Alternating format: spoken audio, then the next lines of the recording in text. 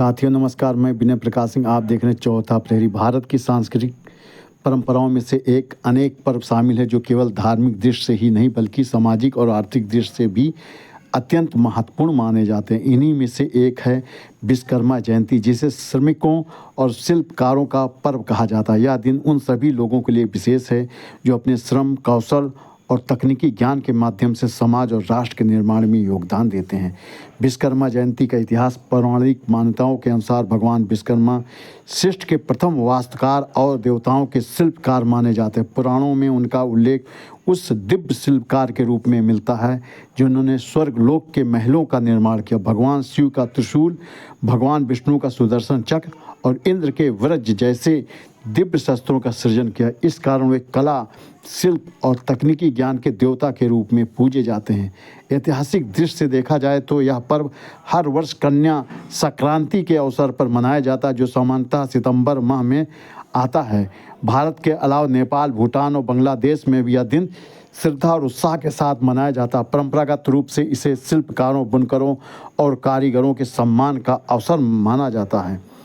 विश्वकर्मा जयंती का महत्व यह दिन शिल्पकारों, कारीगरों, मजदूरों और इंजीनियरों के लिए अत्यंत विशेष होता है। इस अवसर पर अपने औजारों, मशीनों, कार्यस्थलों की पूजा करते हैं। माना जाता है कि इस दिन से नए कार्य की शुरुआत शुभ होती है और सफलता प्राप्त होती है। यह पर्व कर्म ही पूजा है कि भावना को बल देता है, श्रम की गरिमा को सम्मानित करता है। आम जनता के लिए भी विश्वकर्मा जयंती महत्वपूर्ण है क्योंकि यह हमें यह सिखाती है कि हर कार्य चाहे छोटा हो या बड़ा समान रूप से आवश्यक है। यह दिन सामूहिकता, सहयोग और श्रम के महत्व को रेखांकित करता है। कारीगरों के लिए प्रमुख सरकारी योजनाएं भारत सरकार और राज्य सरकारें शिल्पकारों, हस्तशिल्पों, एमएसएमई क्षेत्र के विकास के लिए कई योजनाएं चला रही हैं। इनके माध्यम से न केवल आर्थिक सहायता दी जाती बल्कि कौशल विकास और बाजार तक पहुंच भी सुनिश्चित की जाती है। कुछ योजनाओं में प्रधानमंत्री विश्वकर्मा योजना, यह योजना परंपरागत शिल्पकारों, कारीगरों के लिए शुरू की जाती है। इसके अंतर्गत लाभार्थियों को 15,000 का टूल किट प्रोत्साहन, मुफ्त कौशल प्रशिक्षण, 500 प्रतिदिन भत्ता, 3 लाख तक का ऋण केवल 5% ब्याज दर पर उपलब्ध कराया जाता है। आवेदन सीएससी या आधिकारिक पोर्टल के माध्यम से किया जाता है।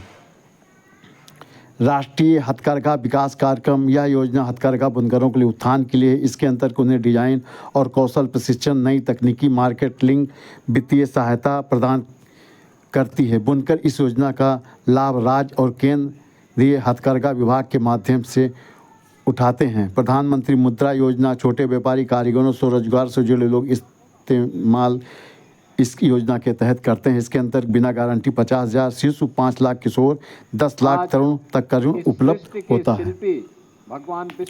इसी प्रकार से वित्तीय संस्थानों से सीधे आवेदन बैंक में किया जाता है। एमएसएमई उद्यम पंजीकरण और सहायता, एमएसएमई यानी सूक्ष्म, लघु और पंजीकृत उद्यमों को सरकार सब्सिडी, आसान ऋण, गुणवत्ता, बाजार तक पहुंच जैसी सुविधाएं देती है। स्वरूप प्रदान करने वाले, अपनी कला